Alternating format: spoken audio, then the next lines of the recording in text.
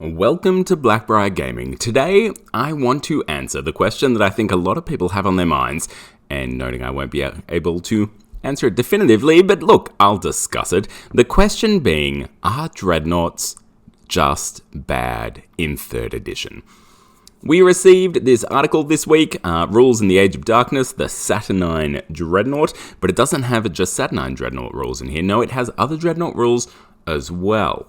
So I thought I'd go into it, noting the rules we have in the background and understanding, and just have a bit of a chat around what Dreadnoughts are up to in 3rd edition, and my thoughts on them. So let's get into it. Where's my mouse? Here we go. So here we have the mighty Saturnine Dreadnought, and love it or hate it, it is a big boy. But let's look at its stat line. So here we have the entire stat line, the special rules, all of the options, and some points, which is great. This is a lot from GW. They didn't have to give us all this, so this is fun that we get to see this, because while we have a bunch of leaks from the rulebook, we do not have a bunch of leaks from the levers. In fact, we have almost nothing from them. So this is a nice little tidbit to start looking into the Legion's levers, and I hope we get more in the future. But here we have the Saturnine Dreadnought, and I remember seeing the model for the first time in those initial leaks that we got, and I thought to myself, my goodness, that thing's going to be powerful on the table, because Games Workshop often just can't help themselves. The new shiny thing, of course, has to be good. They have to sell boxes. It is what it is. But let's get into the rules. But before we get into it, and I forgot to say this before, but a quick reminder that the Blackbriar Gaming Discord and Patreon are now live. Check the video description below for links to both. As always, a huge thank you to my Patreon members. You're the ones making this channel possible. Alright, back to it. So, Saturnine Dreadnoughts, 340 points. That is a lot of points, but you know what? It has a lot of wounds. So it is movement 6, and they say somewhere that it's a bit slow. It's not. A lumbering movement of 6. It's not that lumbering. It's 1 inch less than your infantry, your regular boys in power armor, so it's not that slow. Let's not go nuts. But the weapon skill and ballistic skill of 4 is significant, and we've seen it across other Dreadnoughts as well. We'll get down to them in a minute, but the weapon skill, ballistic skill of 4 is a big change, and one that I'm not too upset about. There was a bit of discussion around whether that's lore appropriate. Of course, we're putting real amazing veterans in these Dreadnoughts. Shouldn't it be better? Well, from a lore perspective, that is. Well, I don't think so, right? These veterans in their Astartes form are so fluid and able to move so fast, and years of muscle training and skill. You're then picking their bloody wrecked torso up and shoving it in a Dreadnought, and all they've got to use now, these big clunky fists. Let's look at these things, these big fists, these big arms. There's a lot going on there, but to think they would have the same skill with a weapon, with a sword that they've been practicing with for 100 years, to think they'd have the same skill as they would now with, I don't know, a big gun on the end of a robot arm, essentially, is ridiculous. So I'm actually fine with their weapon skill being lower than they would be in their, humanoid-ish Astartes post-human form, in the living form, as opposed to their, almost dead form of Dreadnought.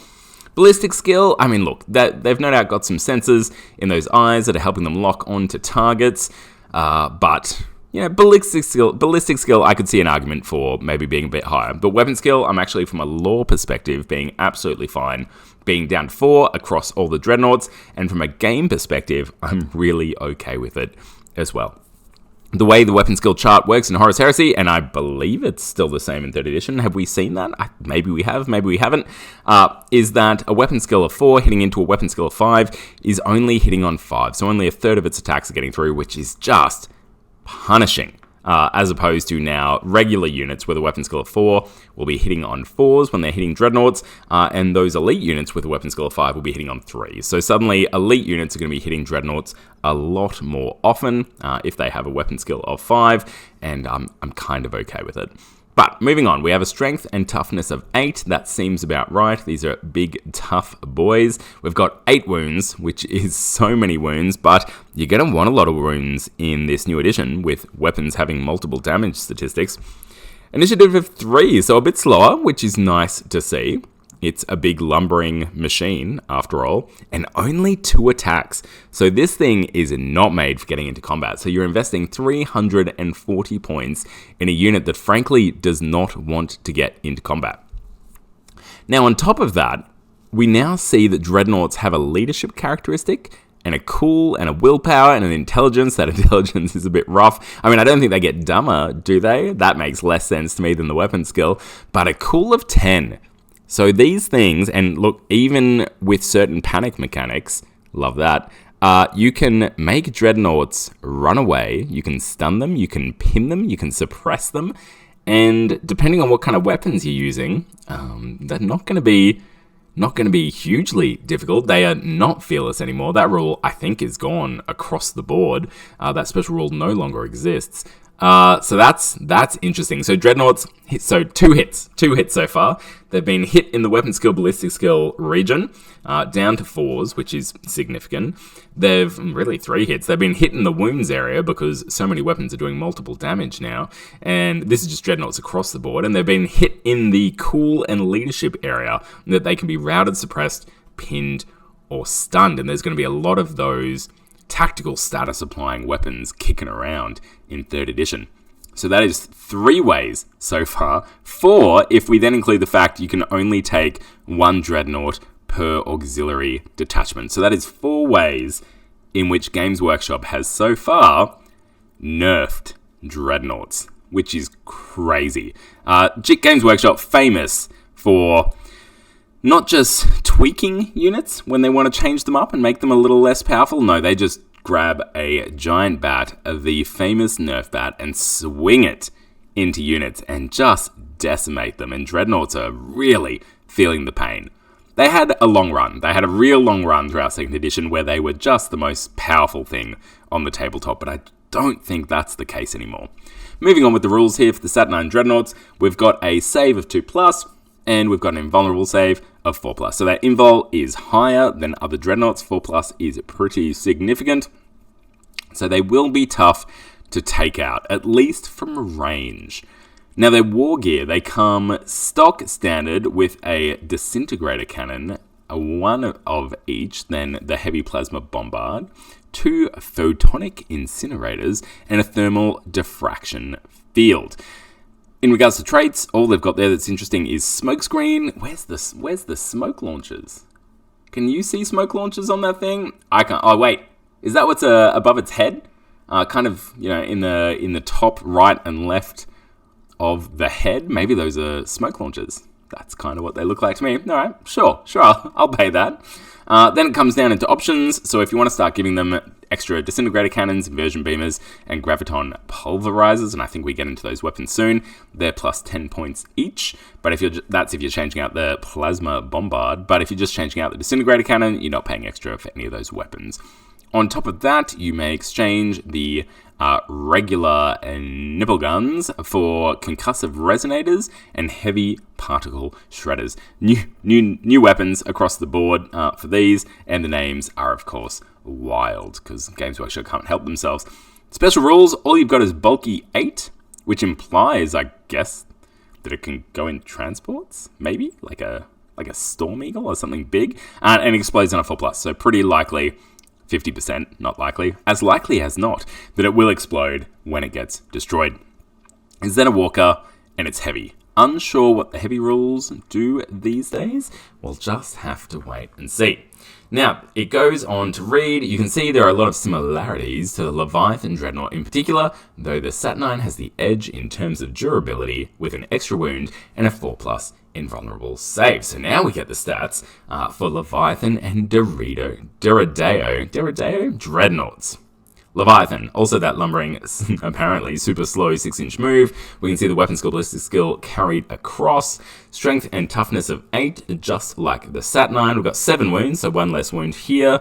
Initiative 4, so the initiative is up on the Saturnine, and 4 attacks, so double the attacks of the Saturnine. So Leviathan, obviously meant to get in combat, and the Saturnine is meant to be your weapons platform. Now, I dare say the Leviathan Dreadnought is going to cost substantially less, similar to 2nd edition points, I'm sure, than the Saturnine. 340 points is absolutely insane, but we see here the leadership carries across. If we move over to the Derido, similar-ish stats, but we're kind of seeing what we probably expect of a Contemptor here, with a strength of 6 and 7. We'll see if it's the same. Wounds of 6, I think Contemptor is going to be the same as that. Initiative 4, only 2 attacks here. I think the Contemptor is going to have 3 or 4, and same kind of deal with your leadership statistics, advanced statistics, and saves. So once again, we can see here across the board, the weapon skill and ballistic skill of Dreadnoughts is down. I think you could have gotten away. And look, we don't know. The Derido Dreadnought might have some kind of special rule, which lets you, if it stands still maybe, bring its ballistic skill up to 5. We'll wait and see. I would have been okay with that one getting away with a 5, whereas the others don't. But weapon skill across the board down, I'm okay with it, both from a game perspective and from a lore perspective. Alright, moving on. What's more, the Saturnine boasts a thermal diffraction field that reduces the strength of weapons with the las, plasma melter, and flame traits, reducing las cannons down to, I imagine it's just 1 pip of strength down, surely it's not more, but going from strength 9 to strength 8, so that they're only wounding on a 4+, these crazy Saturnine Dreadnoughts, is pretty nuts. Same melter, that's now only wounding on a 5+, I suppose. I'm not sure if Armor Bane affects Dreadnoughts anymore, because it just puts glancing hits up to penetrating hits. So that did Armor Bane in 2nd edition? I don't know. It doesn't matter. Doesn't matter anymore. We're moving on. We're moving on, people. But either way, the Saturnines, for the most part, are going to be really hard to hurt from range. So I think you're going to want to get in combat with it, which might actually not be that hard, and we'll talk about that in a minute. Now, together, these account for a majority of the better ranged anti-armor weapons that might be taking shots at your Dreadnought. They sure do. The thermal diffraction field also grants the Saturnine a measure of protection against overload damage from its own plasma weapons if you're firing on full power. That's interesting. I guess it just puts that down by a strength as well, I suppose. You can see that the Leviathan still wins out in melee. It sure does, with better initiative and attacks. If the task in hand calls for close combat carnage, the Leviathan still dominates, and it certainly does. And what a beautiful Ravenclaw Leviathan we see there. Love to see it. At the other end of the spectrum, the reliable but comparatively fragile Derido, I mean, not that fragile, still has its place, offering both longer range and anti-fly capabilities. And I think anti-fly is going to be a thing you might want to bring along, at least once we see flies coming out in plastic, which I've just got all my fingers crossed for. That's what I really want to see next. It's in those bruising middle-range firefights that typify many Horus Heresy battles where the Saturnine Dreadnought reigns supreme. Each one comes with 2 very big guns from a choice of 4, with a couple of smaller but still scary point defense weapons. Here we go. We're getting into it. So, the Disintegrator Cannon and the Heavy Plasma Bombard are options. The former, well, we don't have to read any of that, I don't think. We've got the rules down here below. Alright, so the Disintegrator Cannon, range 24. So, look, some decent range on it. 24 inches gives you some reach. It's got 2 shots, strength 9, AP 2, damage 3, which is a lot. I don't think we'll see that many damage 3 weapons in the game, but here is one right now. It's got overload 2, which I assume means you're overloading on a 1 or a 2, which is rough. It might not be. It might be that it does 2 wounds if it overloads. I'm not sure. I could probably check that, but I won't. It's got the Disintegrator trait, which I don't know what that does, but it probably does something. But this weapon, it's powerful. It's pretty good. It's not as good as a las cannon at shooting at tanks because is it though? I guess it's different, right? So firstly, it's overloading, which isn't wonderful, and you're not reducing the strength from your diffraction field on this bad boy. So you could just, and now you're doing 3 damage, I imagine, when it overloads, which is wild. Maybe it doesn't. Maybe when you overload, you only do 1 damage. I don't know. I could probably check. Once again, I won't. But if you're doing 3 damage when you're overloading, That is insane. If you're doing 2 damage when you're overloading, because the 2's in there, that's nuts. If you're overloading on 1 or a 2, absolutely brutal. Obviously, no twin linked here. This would be it looks so good though, right? That Disintegrator Cannon looks so good. This would have been a prime candidate for twin linked in 2nd edition, but rerolls, it appears, are just gone across the entirety of 3rd edition. Maybe not for everything, but for most things. It's certainly not a common mechanic that we're seeing anymore. And here you can see it, this thing is not twin linked, instead it has 2 shots, so you're not going to get to reroll if you overload on a 1 or a 2, maybe, if that's what the overload roll means. So a third of the time, you're going to be hurting yourself with these things? That's insane. And if you are doing 3 damage, oh my goodness, that's absolutely brutal. So this is a high-risk weapon to put on a 340-point model. So I don't know how many we will see. I would be hesitant if I was overloading on a 1 or 2 and doing 3 damage to myself with an AP of 2. Yes, you're going to save 50% of the time, I guess, with your invul. That better invul does help, but this is nuts. Now, against tanks, it's not as good as a las cannon, I don't think, because it doesn't have that armor bane situation. Saying that, this thing is obviously better with 2 shots and damage 3, but you get a bunch more las cannons for 340 points than you do a couple of these bad boys. I mean, 2 Disintegrator Cannons for 350 points on the Saturnine, that's 4 shots. How many las cannons are you getting in a heavy weapons guide for 350 points? And is it more survivable than the Saturnine? Maybe if you put them in cover, but potentially. No, it's not, right? It doesn't have toughness 8. So against bolters and whatnot, certainly. Can bolters even hurt this thing? Who knows? But look, it's not a lot of firepower coming from a very expensive model. And only 24 inches as well. Las cannons obviously having the advantage of 48. Look, chalk and cheese here. But what I'm trying to say is that the weapons on this thing aren't absolutely busted. You're only getting 2 of them, and you're paying a whole lot of points for it. So this is maybe the 5th way in which Dreadnoughts aren't blowing my mind. Heavy plasma bombard, sustained fire, and then a maximal fire. It's a pie plate, it's coming down, it's strength 7 or 8. It is barrage, so you will get to fire it while being out of line of sight if you're that way inclined, noting it can then scatter. Breaching 6+ for the regular version, which does not overload, and then breaching 5+ for the version that does overload. Breaching 5+, Plasma's somehow gotten worse in 3rd edition, noting no one was really that into it in 2nd edition, so that's a bold choice. But this weapon, it doesn't blow my mind. Yes, your Saturnine Dreadnought's going to be protected because it's going to be behind something and shooting some sneaky pie plates over terrain, but considering the model, the majority of what you're paying for from a points perspective is its toughness, then hiding it behind something seems kind of counterintuitive to me. Why are you paying all those points and not putting this kind of weapon on something that's much cheaper? So I don't love the Plasma Bombard, I don't love the Disintegrator Cannon just because of the risk to your very expensive model. So let's look at the other weapons here. Now these weapons will not be immediately available, they will come later in an upgrade pack, and I think when the Saturnine Dreadnought gets released as its own kit, they will come with it. But here we have the Inversion Beamer and the Graviton pulverizer, and can I just say, both of these weapons look absolutely fantastic. They look so brutal and so old school unification tech that I'm super into it. I from an aesthetic point of view, no notes. These are amazing. So noting that the name, of course, and the idea of a beam inverting is slightly ridiculous, but hey, we're here. Now, range, less than 15. You've got 1 shot, but it's a blast, so that's fine. You've got a strength of 8, an AP of 2, and damage 3. Now, this thing does not overload. It's got heavy range strength, so it goes up to strength 9 if it doesn't move, and the conversion trait, which I don't know what that does, but that is massive. So 2nd edition and 3rd in its place, of course, made a huge difference from 1st edition in that they got rid of a bunch of the big 5-inch template AP2, AP3, AP1, those big templates that could just delete units off the board. Now, I guess Games Workshop changed its mind and decided to bring a cheeky one of those back with the Inversion Beamer.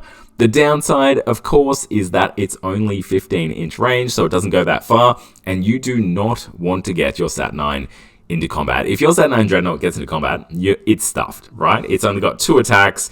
It doesn't have, from my understanding, any kind of AP on its attacks. So you don't want to do it, people. It's swinging with its big guns and trying to whack and bonk people on the head with only 2 attacks, a weapon skill 4. It is an absolute target for melee-focused units. But hey, you put a screen in front of it. You put maybe some tactical marines, or you put some dreadnoughts or something standing in front of it to make sure it doesn't get charged. You march it up to within 15 inches of the enemy, and you unleash with these weapons, and it's going to do, if it hits and doesn't scatter, some serious damage. It'll be interesting to see if we get some rules and some war gear around stopping weapons from scattering, because if so, a Saturnine Dreadnought with 2 Inversion Beamers on it is going to with damage 3 too, is going to absolutely clear units off the board. Now, out to 15 and 30 inches, it's still not terrible. So range strength, once again, if it stands still, it is range strength 8, which is great, noting that instant death is no longer a thing, so keep that in mind. But it doesn't matter because it's got damage 2, so it's still taken out maybe veterans in power armor, because it's got that AP of 3 there. AP 3 is still a great AP to have on a big template of a weapon.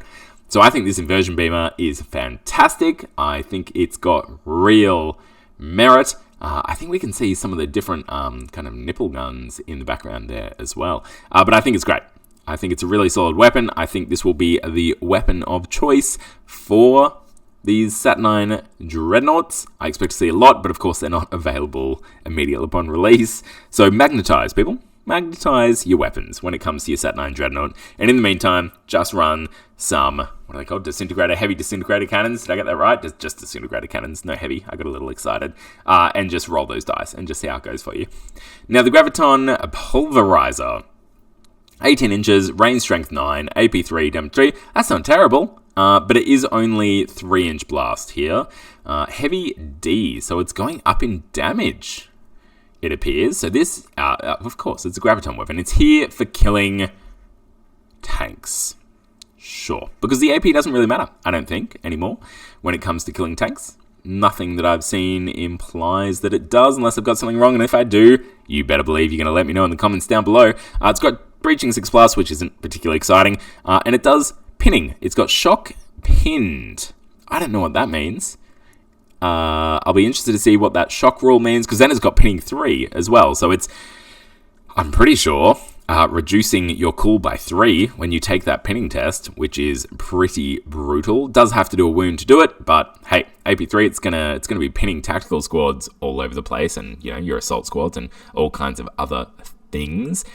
Unless, of course, there's a Sergeant with Artificer around. Geez, I hope they get rid of the Sergeant with Artificer armor, but that's a tale for another day. It's then got the shocked pinned. Maybe that just automatically makes things pinned. I don't know, but look, this gun, it's got multi-rolls. 18 inches is not far, so there's that to consider, but it is going to be pinning units all over the place. It is going to be blowing up tanks with potentially going to 4 damage to a tank if it doesn't move. With that high strength, pretty good stuff. So look, the Graviton Pulverizer, pretty good as well. Very different role to the Inversion Beamer, but both of these weapons are, I think, much better than the stock standard ones it comes with, which is a bit cheeky that we then have to buy these in upgrade packs, and you better believe people will want to, so well played. Well played, Games Workshop. Alright, then we get into the small weapons. I'm not as excited about these. We've got the concussive resonator, and you've got a photonic incinerator. One's stunning, one's panicking. Look, you got 2 shots from that concussive boy. So that's a lot of template action. It's strength 6, so it's going to be wounding Marines on a 2+. And if you get it real close to a bunch of Marines, it's going to do a whole lot of wounds. Stunning them, so that's only impacting their reactions, I believe. But, you know, it's also shutting down things like capturing objectives. All tactical statuses are pretty brutal. But once again, how close do you want to be to your opponent's army with your Saturnine Dreadnought? A 350 or 340, depending on what weapons you take, point unit that if it gets into combat, it just gets shut down. Noting, of course, that you can withdraw from combat now. That is a thing you can do, so it's not trapped in there forever. The idea of these weapons, of course, is not so much that you are moving really close and unleashing with your templates on enemy units, but more so because of that weakness to assault, this is defending you as the enemy units are running in. You're volley firing with these bad boys. Now, I dare say the templates, just like they kind of did in 2nd edition, will do D6 hits, maybe? We'll wait and see. And then trying to apply... No, I don't think tactical statuses work with volley fire, but at least trying to kill some of those Marines coming in. But if you're getting attacked by a unit of Terminators or whatever, these things aren't doing anything. They've got AP of 5 and 4, right? There's no breaching or anything here. The Dreadnoughts are going to... Dreadnoughts. The Terminators are absolutely going to shrug this stuff off. So neither of these are particularly blowing my mind. They're a bit of fun, and they have the potential to put tactical statuses on things if you get real close, noting you don't want to get real close. So once again, there's a bit of counterintuitive action going on here. It then goes on to say, I love this Blood Angel guy. Look at that. What a miniature. The Saturnine Dreadnought, just the different paint jobs are so good, hey? The Saturnine Dreadnought clocks in at a meaty 340 points. You want yours in the thick of the fighting, will you though? But out of melee, if possible, indeed. Expect to see them forming the anchor of advancing battle lines. So dramatic. Staying just behind the front line and lending their formidable firepower before battle is fully joined. You will indeed want to be hiding these things behind screening infantry, which is interesting, right? It provides a tactical dilemma for the player using a Saturnine Dreadnought. And I think these are going to be super popular. Look, they're coming in every single starter box. Everyone's going to have one. I think they look fun. They're pretty fantastic. They look a little bit derpy, I think because the legs are so far apart to compensate for the giant shoulders. So the legs and the shoulders look a bit funny, but I actually quite like them. I'm a bit of a sucker for the Saturnine aesthetic. Now, more Heresy to come. Now, this came out a while ago, so let's not worry about that. But that is the Saturnine Dreadnought. Is it good? That's the question. Is it good, and are Dreadnoughts still good? I don't think it is. I don't think I want to spend 350 points for this miniature to get assaulted and then pretty much taken out of the battle and slowly whittled down by maybe a sergeant with a Thunderhammer or Power Fist or whatever that looks like as they slowly do 2 wounds for each hit that gets through. I don't think these are great anymore. I think they'll see play because they're really fun and they have some pretty cool weapons on them. Not the 2 that you can see here, I should mention. But yeah, I think they'll see play. I don't think they're fantastic. If people are going for competitive Heresy, I don't think Saturnine Dreadnoughts are going to be the first place they look. I don't think Dreadnoughts at all are going to be the first place that people will look anymore. I think people will still run Dreadnoughts because they're a really cool unit, and you better believe we all have a bunch from 2nd edition because we couldn't help ourselves, and why wouldn't you run them when they're the most powerful unit? But GW have shut that down. They now, hopefully, are still fine and do a job on the table, and I think they will, but I think you now have to be careful. There was a great comment on one of my videos that said, why would I ever take a Dreadnought anymore? If I'm assaulting them into a unit with melter guns, they'll just die. And I pointed out that it's your responsibility as a player to not do stupid things, and charging your contempted Dreadnought into a tactical support squad filled with melter guns will not work. Shockingly, Dreadnoughts can no longer just do whatever the hell they want, survive anything, and kill everything. And that's okay, people. That's actually a good thing. This person, of course, who was commenting was absolutely outraged that their Dreadnought could not survive 10 hits from a melter gun and still get into combat and tear apart that unit. But you know what? If you're charging your Dreadnought into a whole bunch of melter guns, you deserve for it to die. That's on you. You're making a choice. They're no longer completely invulnerable. You actually have to put some tactical consideration into their use, and I don't think that's a bad thing. Now, before I go quickly, that's not the last thing I wanted to talk about. I wanted to quickly mention this Arachnne, and that spelling is just out of control. You are unhinged, Games Workshop. But the Quad Accelerator Kit. Let's just scroll on down. Now, it's a big boy. We can see here, compared against these other units, it takes up quite a bit of real estate on the battlefield, and that is important. Because, and I don't really care about any of this text, just talking about how it's good at shooting things. Actually, this is notable. In fact, this battery of accelerator autocannons are equivalent to 2 of those found on the Sakharin, right? Albeit with a significantly higher rate of fire. So not only do these things as good as 2 Sakharin battle tanks, apparently they're better. You just have the firepower, how many? Maybe 3 Sakharin battle tanks, the equivalent of on this one platform. What are you doing, Games Workshop? So instead, we all expected the Saturnine Dreadnought to be overpowered and outrageous. No, they've been sneaky, and maybe the Arachnne platform is instead that wildly overpowered kit that we thought the Dreadnought might be. Now, we can't really say that yet. We don't know what its stats look like. We don't know what its toughness is. I'm expecting pretty decent. I'm expecting maybe a toughness of 6, if not higher. I'm expecting wounds. How many? Probably 4, maybe 6. I think this thing's going to be pretty good. It's probably going to have a save. It's not... You know what? Maybe it's a tank. Maybe it has armor value. I don't know. Armor value of 12, maybe? In which case, it wouldn't be as good. The wounds would make it a lot better. I don't know. We don't know what it's going to be.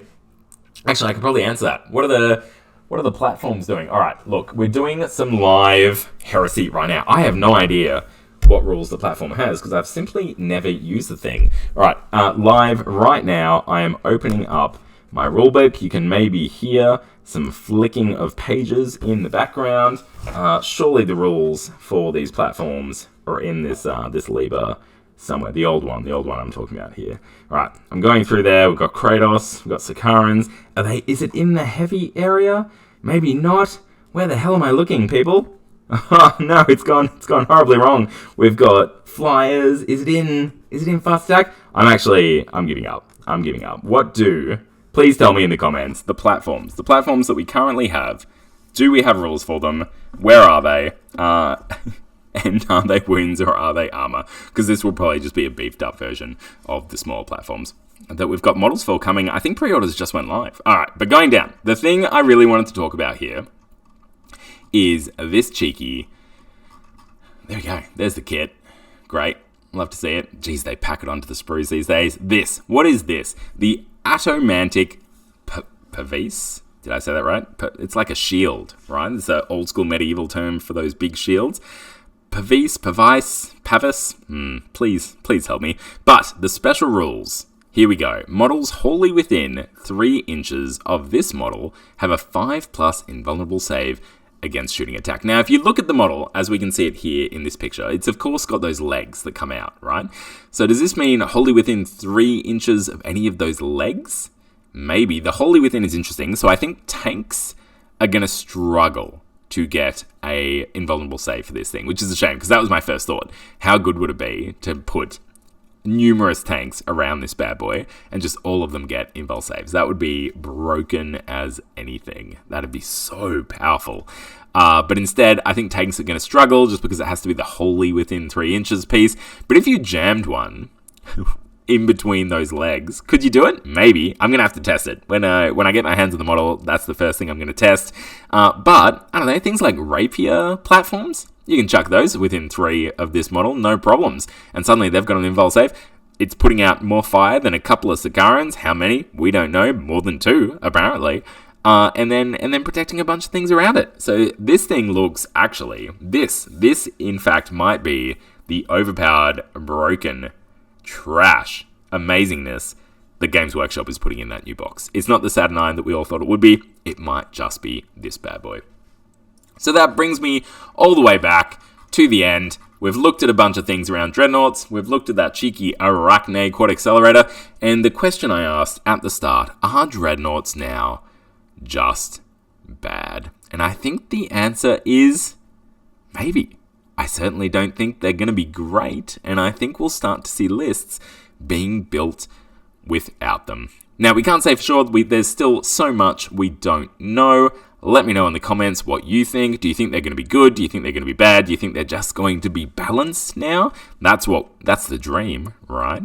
A unit that is just okay. A B+, a solid B+, is what I wish for every unit, so that we can all just play some wonderful balanced games of Heresy. But I think Dreadnoughts are really going to struggle in the new edition. But we'll have to wait and see. Wait and see seems to be the tagline of all that's going on right now. But importantly, make sure to keep rolling those dice and getting hyped for Heresy.